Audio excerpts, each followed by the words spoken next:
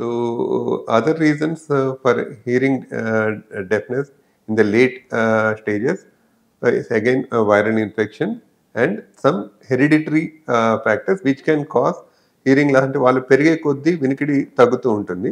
దీన్ని కంజెనిటల్ ఉంటుంది జనరల్‌గా. జన్యుపరమైన ఇది ఫ్యామిలీస్‌లో కొంతమందికి ఉండొచ్చు. So majority of these kind of people they suffer from sensory neural hearing loss. ఇదేంటంటే నరాలలో కొంచెం వీక్‌నెస్ ఆడిటరీ నర్వ్ అంటుంది.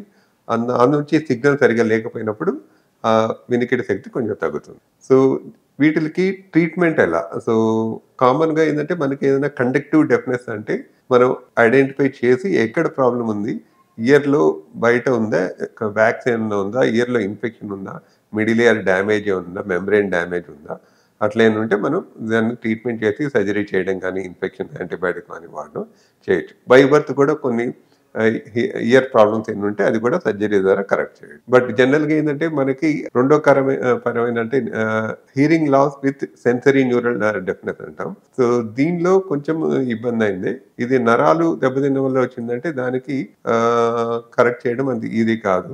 బట్ ఎర్లీగా డయాగ్నోసిస్ చేసి మనం we can give a hearing aid so that they will start understanding the sounds and they start picking up the speech early. So ముఖ్యంగా ఏందంటే మనకు వినికిడి శక్తి కోల్పోయిన పిల్లలను ఎంత త్వరగా ఐడెంటిఫై చేయగలిగితే అంత మంచిది.